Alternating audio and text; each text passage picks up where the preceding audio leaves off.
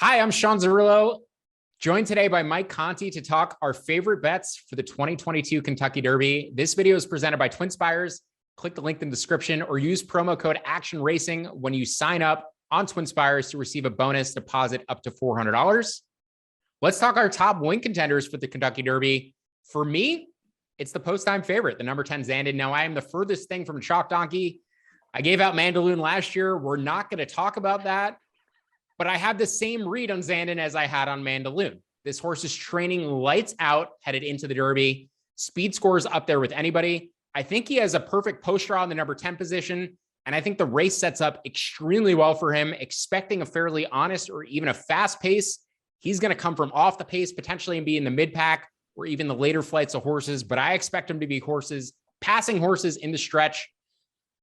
And I think his impressive final work is really what put him over the top for me. Liked him anyway, but the fact that his works leading into the Derby were so impressive, it reminds me exactly of how Mandaloun looked last year.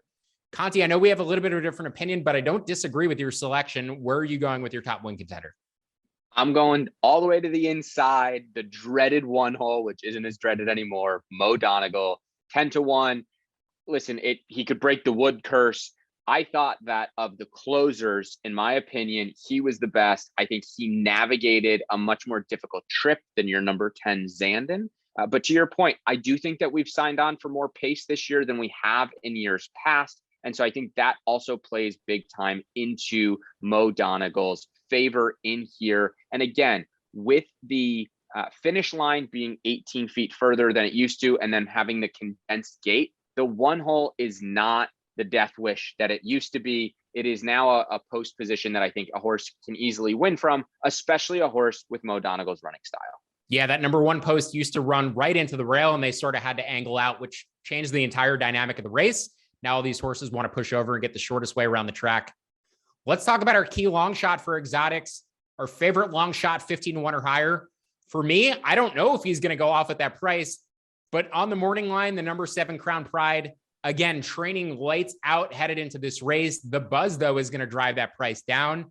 You said you've seen him as low to 4-1 in futures. I don't know if he'll get that low, just based on the other money we have coming in on the top favorites. But his final work ran a final quarter in 22.1, so 11-second furlongs. Absolutely ridiculous. And I don't even think he was running that hard. Japanese horses bred for distance. The concern, no Japanese horse has ever finished in the money at the Kentucky Derby. No UAE winner has ever finished in the money in the Kentucky Derby. I think Crown Pride is the best of that bunch by a long shot. And based on how the Japanese horses have been running in the Breeders' Cup and other big races around the world, I do think that they're ready to break through. So number 7 Crown Pride for me, I believe, is a toss for you. But I see that difference of opinion, and it's very natural, especially if that price gets driven down. It's tough to bet a horse that hasn't done anything before at a very short price. At 20-1, I love him. 10-1, maybe not so much. Conti, who's your favorite long shot for this edition of the Kentucky Derby? I'm going to the opposite almost of Mo Donegal and going to number 19, Zozos, at 20-1. He's out of the Brad Cox barn. We know Brad Cox. He's no longer an up-and-coming trainer. He's in the mainstream. He's one of the best in the business. Zozos last time out took the lead in the Louisiana Derby, where he was eventually run down in the stretch by Epicenter. I don't think, though, that Zozos wants the lead. And with other speeds signed on in this race, I don't think Zozo is going to have the lead. I think he's going to be able to sit the stalking trip that he wants. The question becomes, in the 19 hole, is he able to work over to not get caught 8 wide going into the first turn? If he's caught 8 wide, he's done. But if he can work a trip out where he's only 3 or 4 horses wide and he's only sitting 3-ish lengths off that leader, I think this horse stands a big chance at 20-1, and odds probably that are going to float up even higher than that come post time. Yeah, the odds have to go somewhere. I talked about it on our podcast, but the average or the total percentage of all the horses in this race on the morning line added together adds up to about 140%. Your typical morning line adds up to about 125. And that actual number, the value number, can only add up to 100%. So there's value in this field that is eventually going to float up based upon the favorites getting bet. I'm going to use Zozos underneath. 2 other horses who I'm going to use underneath, in addition to a few others, but my favorite 2 horses underneath, the number 13 Simplification, Like him, actually, over White Barrio, both coming out of the Florida Derby, shown impressive gallops around Churchill Downs leading up to this race. Some concerns about the distance, but given those gallop outs, I actually don't have them myself. He carried excellent works at Gulfstream Park, carried them over to Churchill Downs. Not sure how he's going to run on the Churchill track, but I think he's every bit of chance of running in the money here. And the number 16 Cyberknife. Gunrunner is my all-time favorite horse.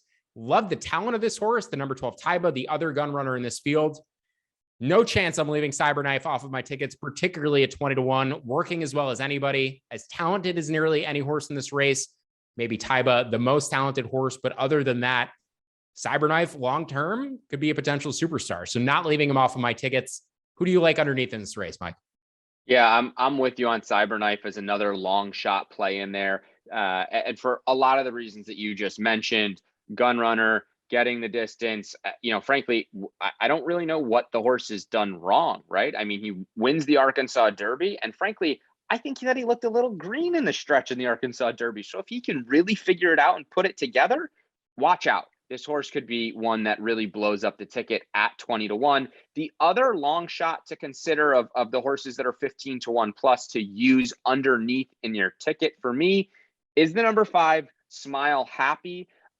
I know that you love Zandon, and Zandon, ran a great race in that bluegrass. Smile Happy, though, was the clear second place finisher in that race. I really liked the race that he ran. Again, he's a horse that as a 3-year-old has paired his last 2 Beyer speed figures at 94. And there is an angle to be said for a horse that pairs their 2 first Beyer speed figures in their 3-year-old season, that they're then able to take a significant jump up after that. And for those reasons, Smile Happy will be another long shot to use underneath for me.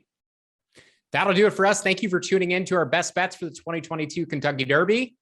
Best of luck to you this weekend. Hope you win some money.